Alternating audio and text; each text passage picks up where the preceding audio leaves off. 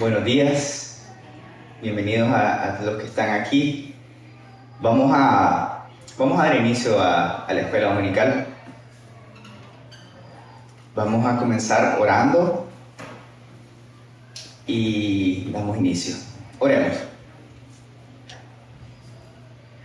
Padre nuestro, te damos gracias por este tiempo que nos estás dando para estudiar tu palabra y conocerte como el Dios trino que eres.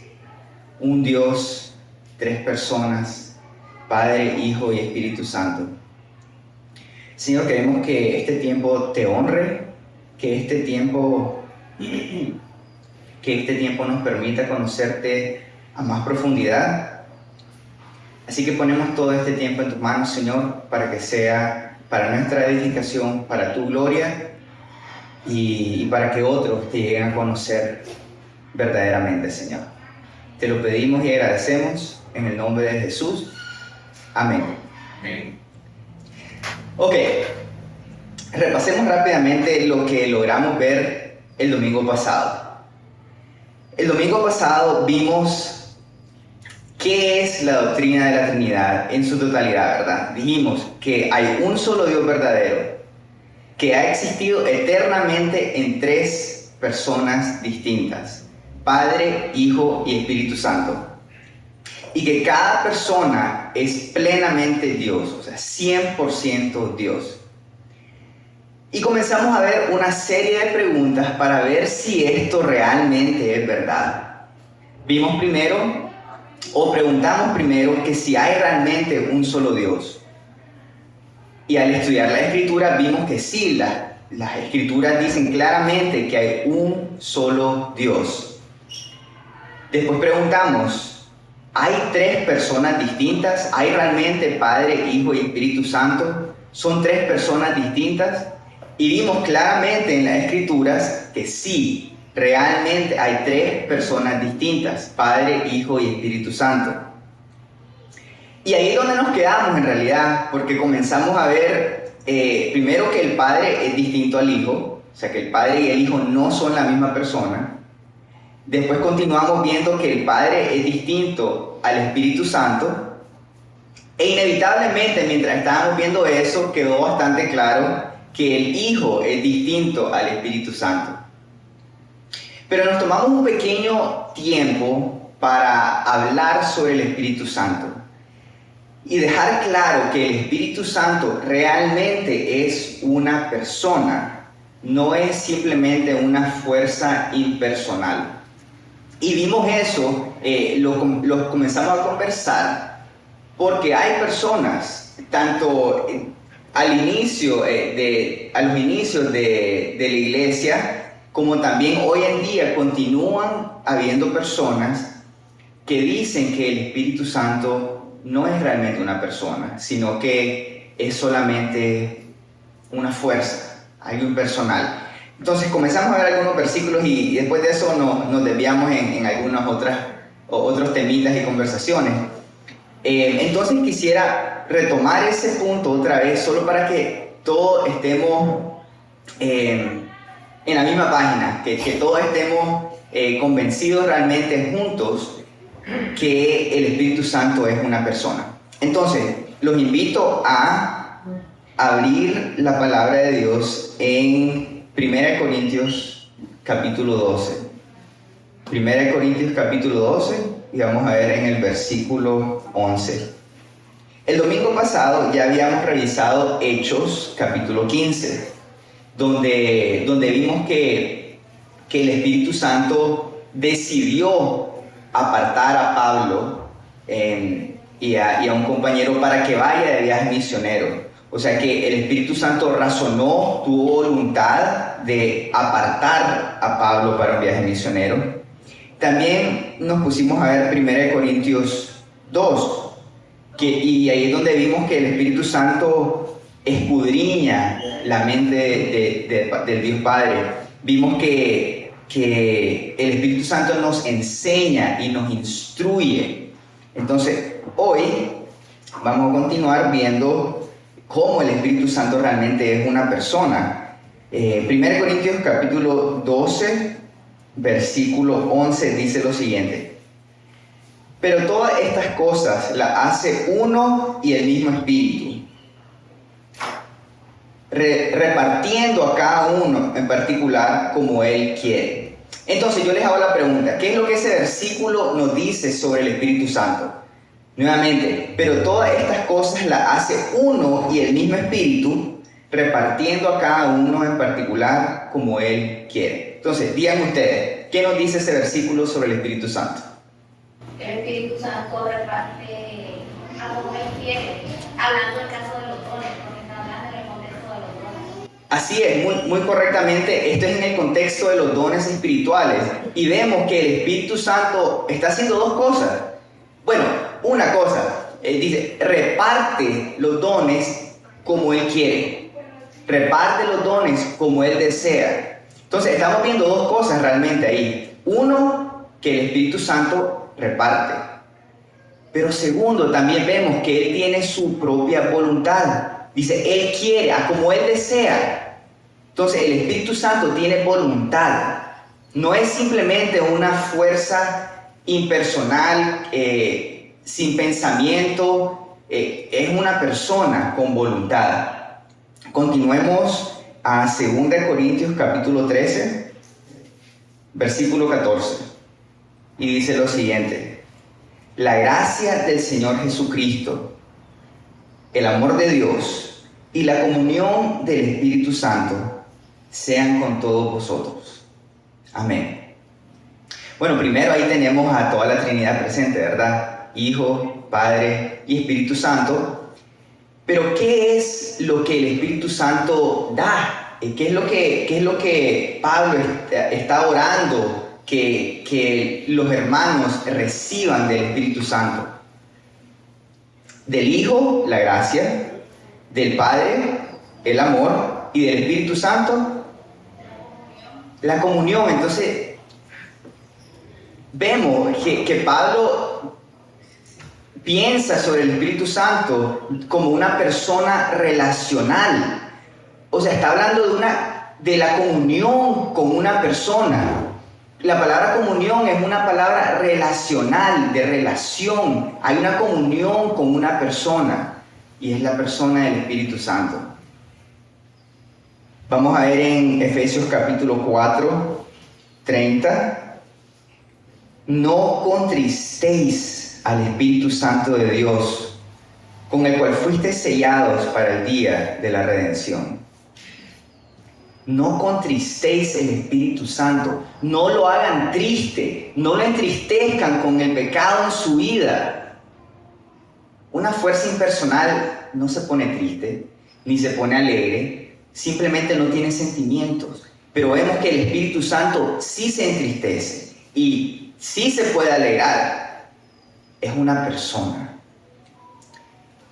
Hay un último pasaje que tengo anotado, Hebreos capítulo 3, 7. No vamos a revisarlo porque creo que ya quedó bastante claro que el Espíritu Santo es una persona. Pero Hebreos capítulo 3, versículo 7, nos describe cómo el Espíritu Santo habla. O sea, dice, el Espíritu Santo habló en el pasado por medio de otras personas. Entonces vemos que realmente el Espíritu Santo es una persona. Es una persona. Entonces, ¿quedó claro? Yo les hago la pregunta, ¿quedó claro que realmente hay tres personas distintas en la Trinidad? ¿Quedó claro que hay Dios Padre, Dios Hijo y Dios Espíritu Santo? Les pregunto. Sí, estoy de acuerdo con ustedes. Creo que las Escrituras han dejado bastante claro que hay tres personas distintas. Entonces, tenemos dos puntos de los que vamos a revisar. Uno, hay un solo Dios. Dos, hay tres personas distintas. Pero queda la pregunta, ¿cada una de estas personas es Dios? Porque dijimos que cada una de estas personas es 100% Dios. Y eso pues tenemos que ver si eso es cierto. Para eso quiero que comencemos en Romanos capítulo 1. Vamos a comenzar revisando si Dios Padre realmente es Dios. Y honestamente este va a ser el más fácil de los puntos, porque hay cantidad inmensa de versículos que hablan como el Padre, que hablan sobre el Padre como Dios. Básicamente, todas las salutaciones de las epístolas en el Nuevo Testamento comienzan refiriéndose al Padre como Dios. Entonces, un ejemplo es Romanos capítulo 1, versículo 7. Dice: a todos los que están en Roma, amados de Dios, llamados a ser santos, gracia y paz a vosotros, de Dios nuestro Padre y del Señor Jesucristo. Entonces el Padre es Dios. Dice, de Dios nuestro Padre. Vámonos a la siguiente epístola, 1 Corintios 1.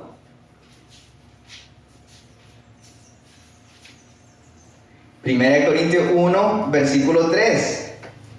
Nuevamente Pablo diciendo: gracia y paz a vosotros, de Dios nuestro Padre y del Señor Jesucristo. Y como les dije, pueden simplemente hojear a cada una de las epístolas del Nuevo Testamento y van a ver una salutación y una bendición hacia los oyentes de manera similar, donde el Padre es referido como Dios. Entonces, les pregunto, ¿el Padre es Dios? Sí. Contundentemente podemos decir sí. Entonces, continuemos ahora viendo si el Hijo es Dios. Y para esto, los invito a ir a Juan capítulo 1. Juan capítulo 1, versículo 1. Y dice lo siguiente: en el principio era el Verbo, y el Verbo era con Dios, y el Verbo era Dios. Ahora, antes de que sigamos, tenemos que ver qué es el Verbo, quién es el Verbo. Y para eso invito a que solo bajemos unos cuantos versículos, el versículo 14, donde dice: y aquel Verbo fue hecho carne y habitó entre nosotros. Y vimos su gloria como del unigénito del Padre, lleno de gracia y de verdad. Entonces, y eso lo leo para cualquiera que tal vez no esté familiarizado con ese versículo y no esté familiarizado con quién es el Verbo. Basado en el versículo 14, yo les hago la pregunta: ¿quién es el Verbo? Según el versículo 14. Jesucristo, porque Jesucristo es el unigénito Hijo de Dios. Ok, entonces ahora volviendo al versículo 1, sabiendo ahora y estando claro de que el Verbo es Jesús, el Hijo de Dios, la segunda persona de la Trinidad, vemos que dice: en el principio era el Verbo, y el Verbo era con Dios, y el Verbo era Dios. Entonces les hago la pregunta: según este versículo, ¿el Hijo de Dios es Dios? Sí. Ahora, sí vale la pena hacer, tal vez mencionar un punto que en realidad se mencionó el domingo pasado, porque hay algunos grupos de personas que dicen: no, ese versículo está mal traducido. Ese versículo no debería de decir el Verbo era Dios. Ese versículo debería de decir el Verbo era un Dios. Y ese grupo de personas se trata de sustentar en la gramática griega. Y dice: no, pero es que ahí no hay ningún artículo. Y si no hay ningún artículo en el griego, eso significa que es indefinido. Entonces no es el Dios, es un Dios.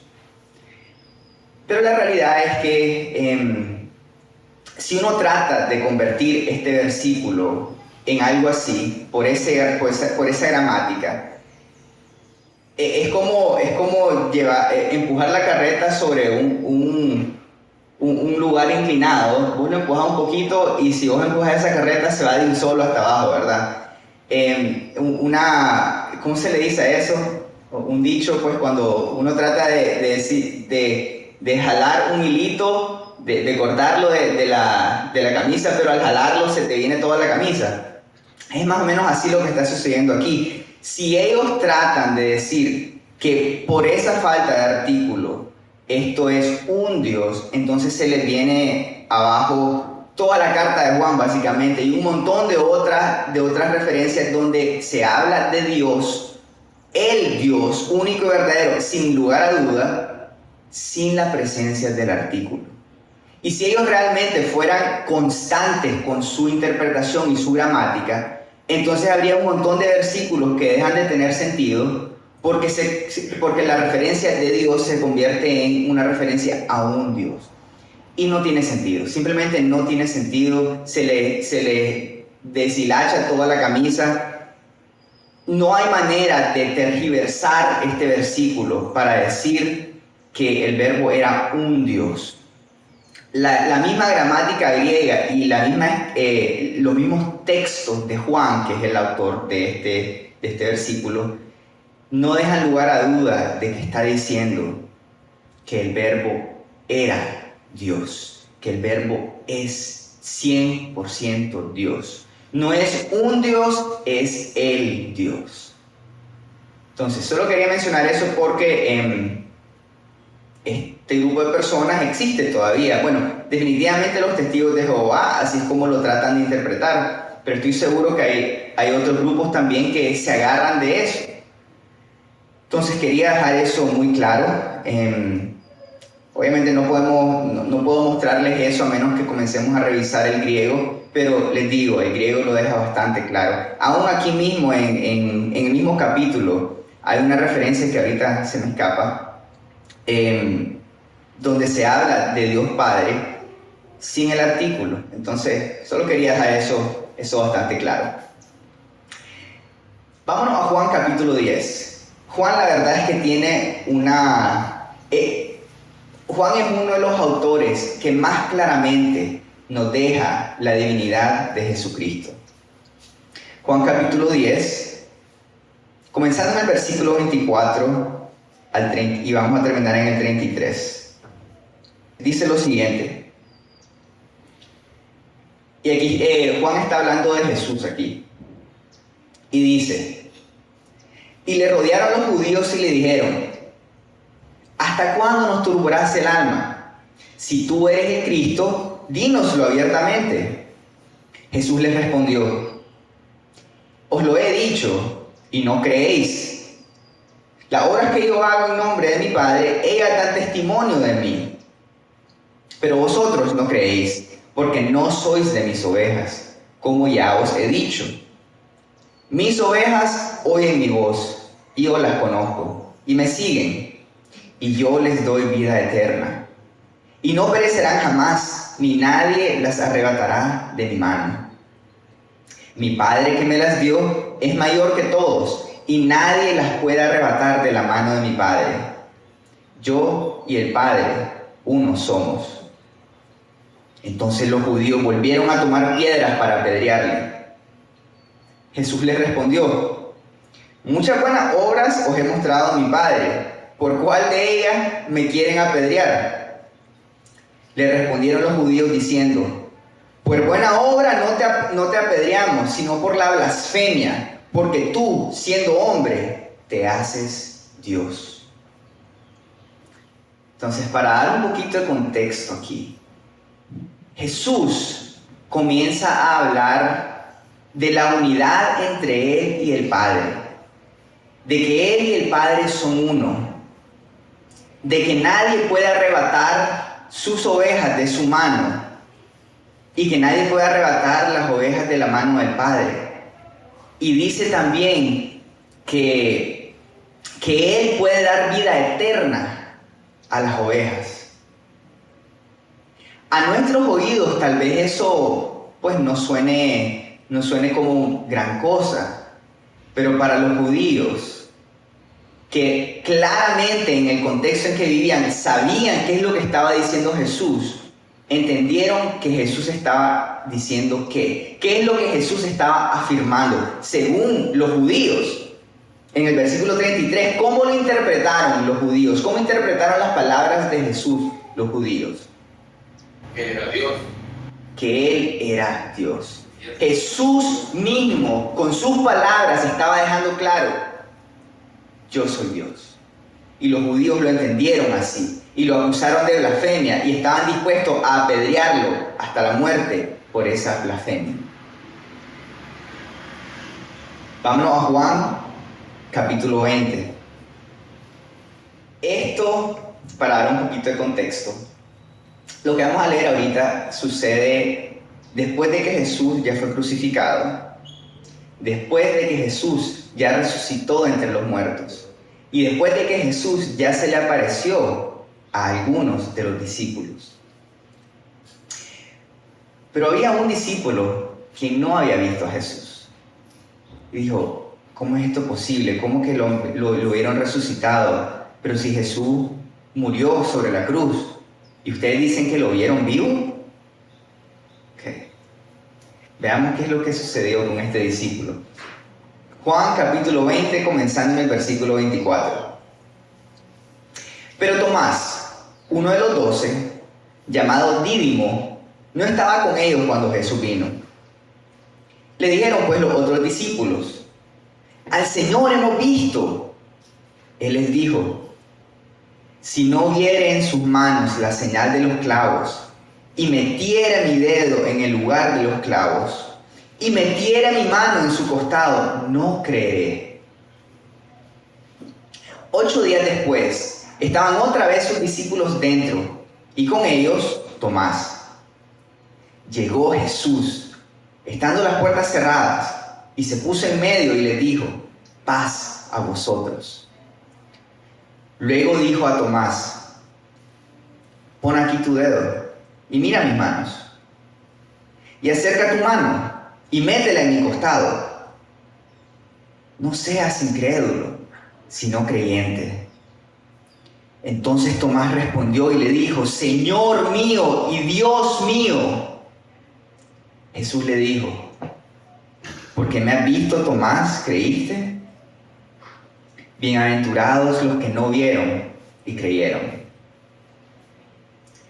Tomás, al ver al Jesús resucitado, al ver al Hijo de Dios resucitado, ¿qué es lo que exclamó en el versículo 28? Dios mío. Ahora yo les hago una pregunta. Si Jesús realmente no fuera Dios, ¿qué deberíamos de considerar esa afirmación de Tomás? Si Jesús no es Dios y Tomás le dice, Dios mío, ¿qué es eso? Si Jesús realmente no es Dios y alguien lo exalta como Dios, ¿qué es eso? ¿Perdón? Una blasfemia. Completamente. Una blasfemia. Así como los judíos acusaron a Jesús de blasfemia por decir, por dar a entender que Él era Dios. Ahora, pues, alguien podría decir, bueno, pero eso es porque Tomás malentendió.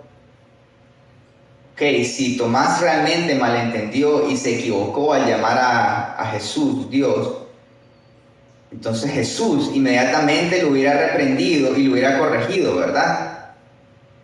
Sin embargo, ¿cuál fue la respuesta de Jesús, el Hijo de Dios, en el versículo 29? En sus palabras, dígame, ¿qué es lo que Jesús respondió en el versículo 29? Porque Tomás lo vio y creyó, pero van a ser bienaventurados los que no vemos a Jesús, pero creemos en Él. Así es. ¿Qué es lo que está dando a entender Jesús con esas palabras? Tomás, ¿hasta ahora estás entendiendo y creyendo estas realidades? No le digo, Tomás, eso es blasfemia. ¿Cómo me vas a llamar Dios a mí? Si solo hay un Dios Padre. No fueron esas las palabras de Jesús. Jesús dijo, Tomás, si tan solo hubieras creído eso antes de verme. todos los que crean esta verdad que acabas de decir sin verme son bienaventurados. Usé estos ejemplos porque hay personas que han dicho en el pasado y que continúan diciendo hoy en día que Jesús nunca dijo que Él era Dios. Aún entre los eruditos que estudian las escrituras y sacan estudios y libros y todo eso, ellos dicen, no. El cristianismo ortodoxo siempre ha dicho que Jesús es Dios, pero en ningún momento Jesús dijo eso.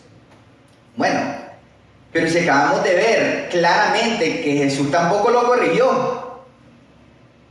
O sea, en su contexto, sus palabras dieron a entender, yo soy Dios. Eso lo vimos con los judíos, ¿verdad? Los judíos no malentendieron en ningún momento lo que Jesús decía. Jesús decía, el Padre y yo somos uno, yo soy Dios. Es lo que estaba diciendo Jesús. Y ellos lo entendieron y lo quisieron apedrear por esa blasfemia. Tomás no lo malentendió tampoco. Tomás sabía, ok, Jesús está diciendo que Él es Dios. Ahora sí lo creo. Y Jesús le dice, Tomás, hasta ahora estás creyendo. Bienaventurados aquellos que lo creerán sin haberlo visto. Entonces, no hay lugar a duda de que Jesús sí dijo, sí afirmó en su propia manera que Él es y era Dios. También para dejar las cosas todavía más claras, vámonos a Juan capítulo 5. Y esto nuevamente lo comparto con ustedes para reafirmar el hecho de que sí, Jesús sí dijo sobre sí mismo que Él era Dios y que merecía la misma honra y gloria que Dios. Juan capítulo 5, versículo 18. Después de algunas cosas que Jesús afirmó y dijo, entonces los judíos pensaron esto. Por esto los judíos aún más procuraban matarle, porque no solo quebrantaba el día de reposo, sino que también decía que Dios era su propio Padre, haciéndose igual a Dios. Nuevamente, no había duda en los judíos de que Jesús estaba afirmando sobre sí mismo que Él era Dios. Y el último versículo que vamos a ver para dejar claro que el Hijo de Dios es 100% Dios, es Juan capítulo 5, versículos 21 al 23. Porque como el Padre levanta a los muertos y les da vida, así también el Hijo a los que quiere da vida. Porque el Padre a nadie juzga, sino que todo el juicio dio al Hijo, para que todos honren al Hijo como honran al Padre. El que no honra al Hijo, no honra al Padre que le envió. Ahora, iglesia, yo les pido que por favor, con sus propias palabras me digan qué es lo que Jesús mismo acaba de decir con las propias palabras de su boca. Versículos 21 al 23. Pueden desmenuzarlo versículo por versículo si quieren. No, pero el texto está bien literal. El texto está bien literal. Que así como el Padre levanta a los muertos, también el Hijo. Y dice, a lo que Él quiere, Él lo escoge. Entonces ahí, solo con eso vemos, Jesús dice, yo tengo la misma autoridad sobre la vida y la muerte que Dios Padre. ¿Okay? ¿Qué más? A ver, iglesia, ¿qué más? La parte de buscar. Ok, el juicio. Que no es el Padre, Él el que juzga. Ni siquiera es el Padre el que juzgará, sino que ¿quién es el que va a juzgar? El Hijo. El Hijo tiene autoridad sobre el juicio. Una posición exaltadísima. Y ahora el versículo 23, con sus propias palabras, díganme qué es lo que dice. El Hijo no tiene el Padre. El que no tiene el Hijo no tiene al Padre. ¿Y qué más?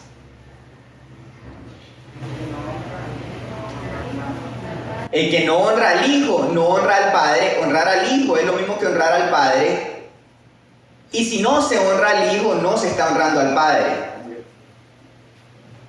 Un último detalle me hace falta. Vamos, iglesia, ustedes pueden. Versículo 23. El inicio del versículo 23. Para que todos honren al Hijo, como así como se honra al Padre.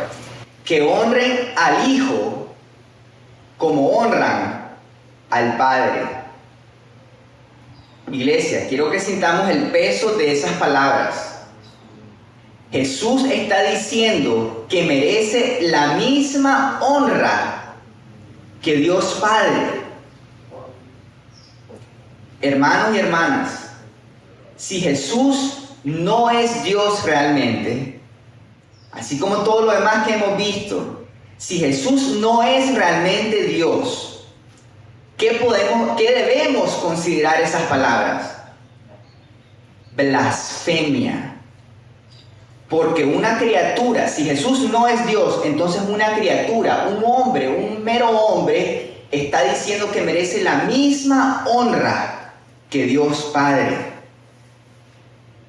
Iglesia, solo para salir de duda, ¿Jesús dijo que era Dios?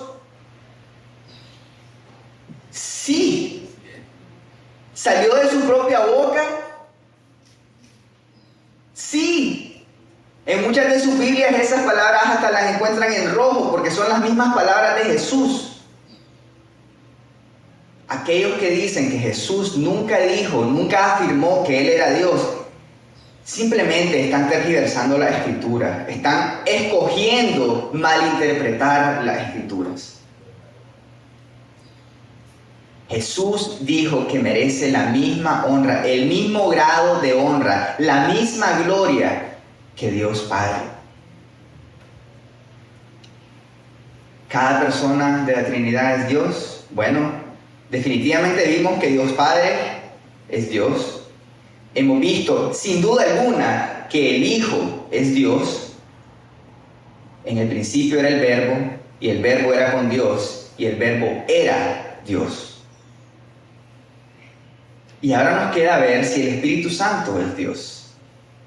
Entonces, para eso, los invito a que vayamos a Hechos capítulo 5 y vamos a leer del versículo 1 al 6. Solo para darnos un poco de contexto, del versículo 1 al 6. Y luego vamos a enfocarnos en el versículo 3. Pero leamos del versículo 1 al 6. Y dice lo siguiente. Pero cierto hombre llamado Ananías, con Zafira su mujer, vendió una heredad y sustrajo del precio, sabiéndolo también su mujer. O sea que vendió su propiedad y agarró un poquito del dinero que había ganado. Y trayendo solo una parte, la puso a los pies de los apóstoles. O sea que trajeron gran parte de lo que lograron vender como del precio que recibieron por vender, lo trajeron como ofrenda ante los pies de los apóstoles. Y dijo Pedro: Ananías, ¿por qué llenó Satanás tu corazón para que mintieses al Espíritu Santo y sustrajeses del precio de la heredad, reteniéndola? O sea, cuando era tuya, no se te quedaba a ti, y vendida no estaba en tu poder. ¿Por qué pusiste esto en tu corazón? No has mentido a los hombres, sino a Dios. Al oír Ananías estas palabras, cayó y expiró, y vino un gran temor sobre todos los que le oyeron. Y levantándose los jóvenes, lo envolvieron y sacándolo, lo sepultaron. Ahora, solo un poquito, solo para darnos el contexto en palabras más claras. Tenemos a Ananías con su esposa, vendieron una propiedad, pero por el contexto nos damos cuenta que a escondidas agarraron y apartaron un poco del dinero y luego llegaron a los pies de los apóstoles y entregaron el resto como ofrenda. Y Pedro les reclama: ¿pero qué es lo que están haciendo? Ananías, cuando lo habías vendido todo era tuyo.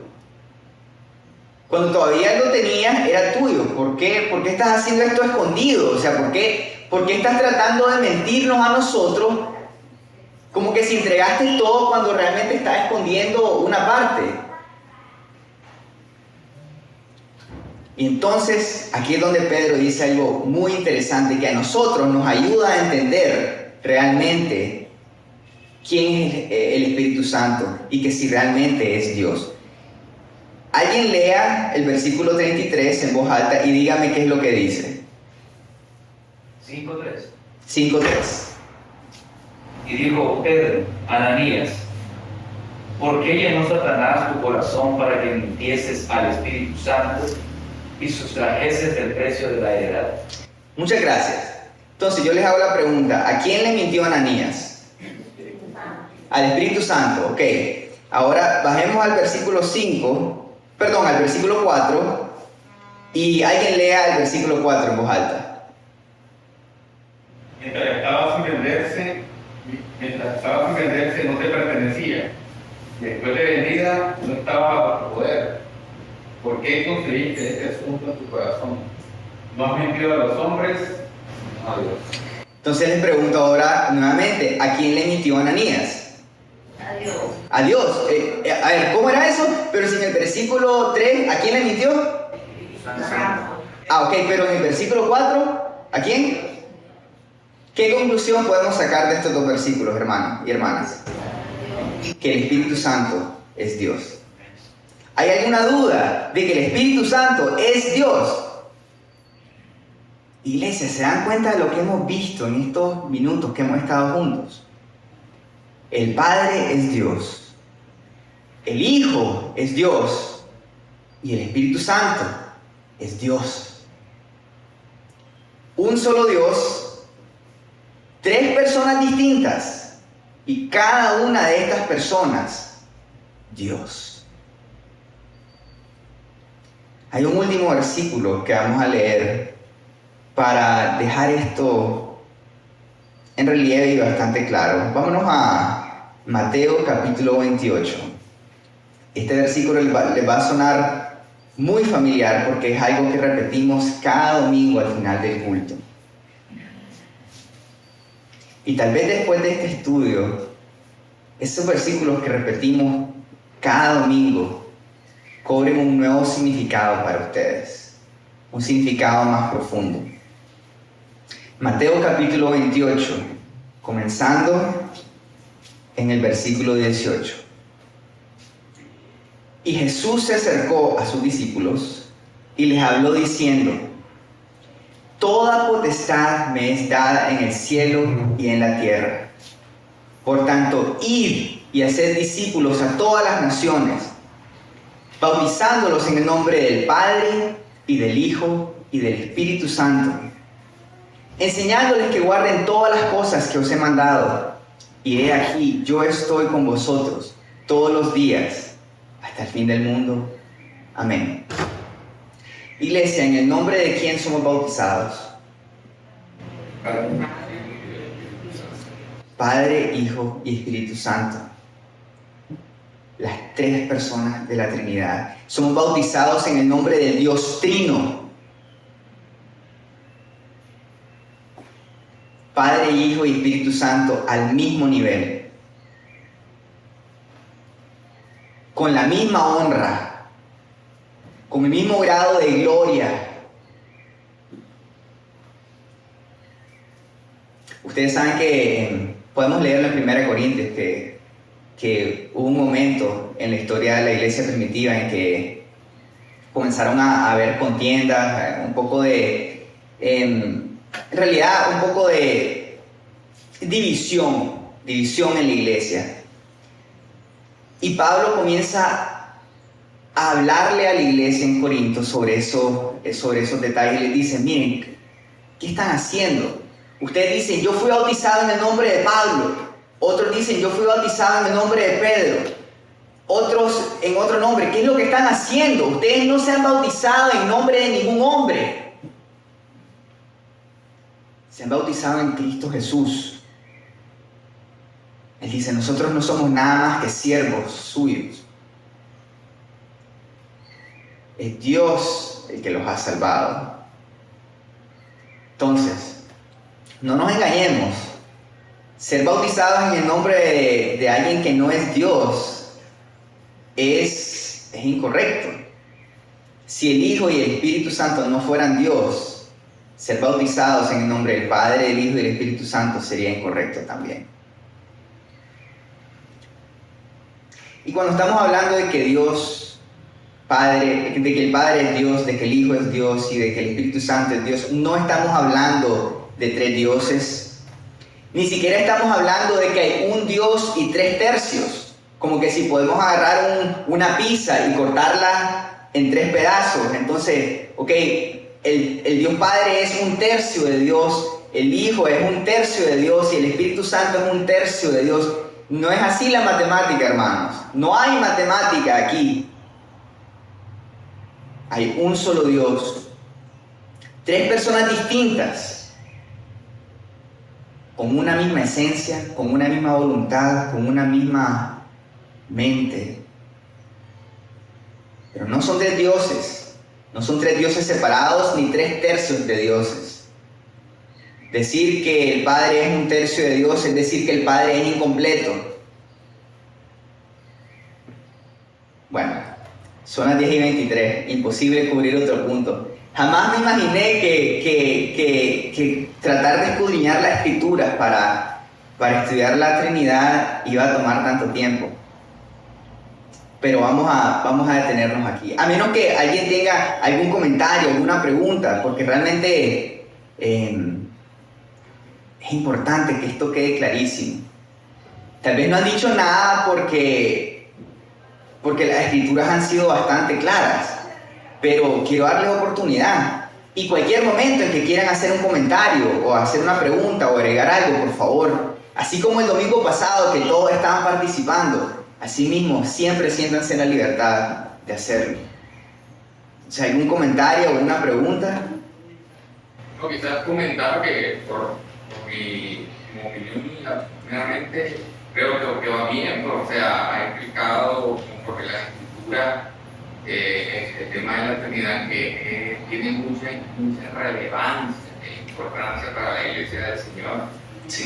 No sé tu opinión respecto a eso, pero yo creo, ¿verdad? Pero igual respecto a tu opinión en que llamemos las cosas, llamarlo por un día pedido, lo que los testigos de Jehová enseñan.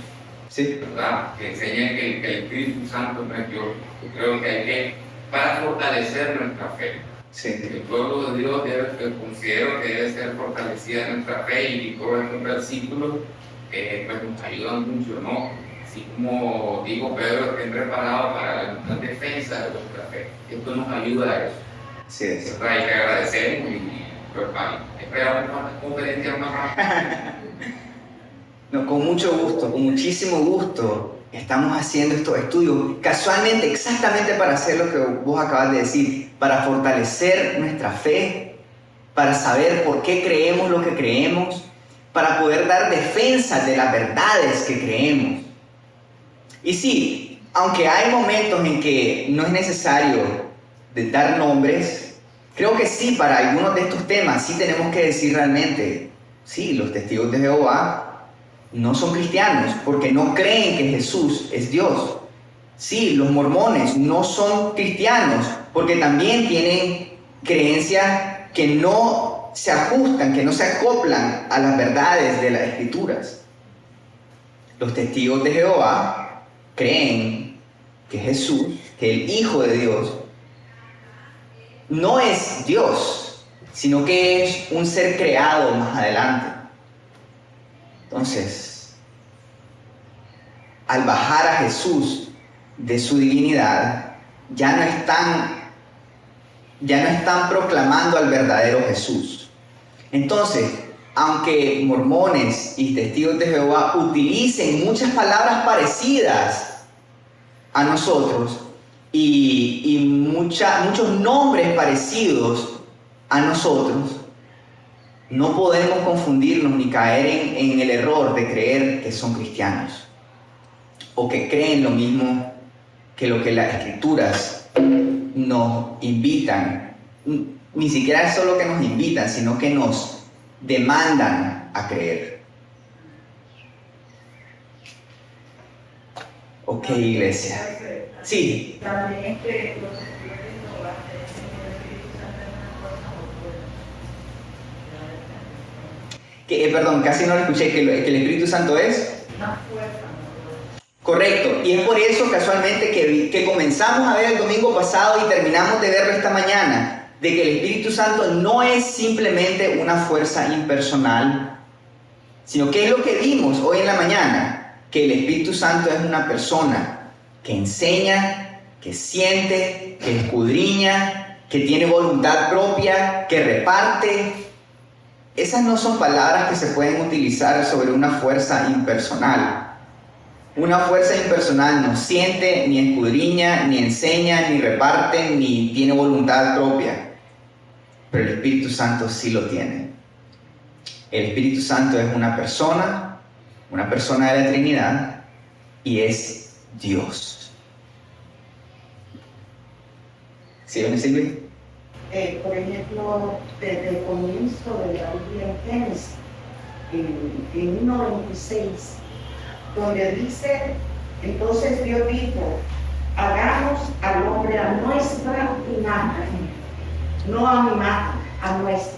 Sí, a nuestra imagen. Y algunos han tomado ese versículo y han dicho, no, eso no se refiere a la Trinidad. Eso es simplemente una manera de los hebreos usar un lenguaje de majestad. Pues como un rey diciendo sobre sí mismo para darse majestad, nuestra voluntad es tal y tal y tal. Pero la realidad es que si eso fuera cierto, entonces lo veríamos a lo largo de todo el Antiguo Testamento. Y no lo vemos así. Vemos un par de lugares donde Dios se refiere a sí mismo o donde se habla de Dios en plural.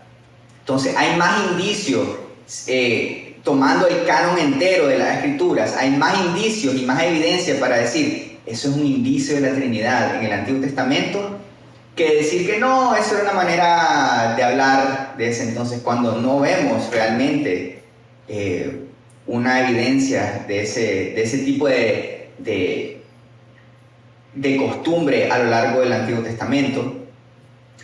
Y otros han querido tratar de decir que, no, es que cuando Dios dijo a nuestra imagen, Él se refería a los ángeles que estaban junto a Él. Pero iglesia, eso no tiene fundamento alguno en las Escrituras.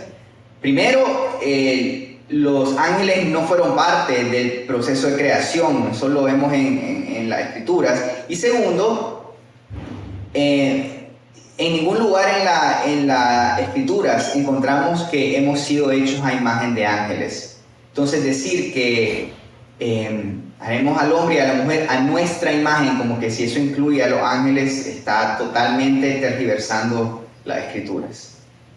Entonces sí, así como compartió nuestra hermana Silvia, yo también estoy convencido de que eso es una referencia a la Santa Trinidad que ha existido por toda la eternidad.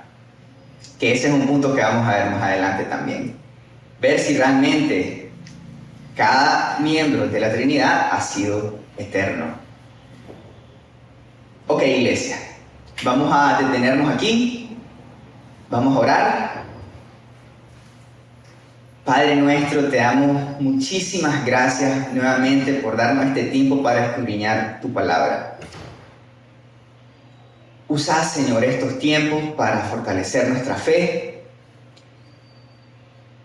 para ayudarnos a conocerte a más profundidad, para poder defender quién eres y defender quién eres basado en tus Escrituras.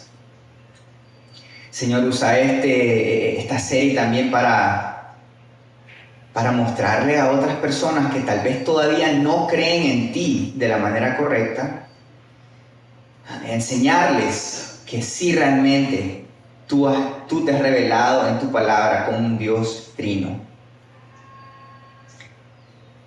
Toda la gloria sea a ti, Señor. Toda la gloria sea a ti, Dios Padre, a ti, Dios Hijo, y a ti, Espíritu Santo. Oramos todo esto en el nombre de Jesucristo. por medio del Espíritu Santo, a ti, Dios Padre. Amén. Iglesia, que Dios los bendiga. Pueden pasar a su descanso, a su tiempo de merienda, y nos vemos en unos minutos para el culto dominical.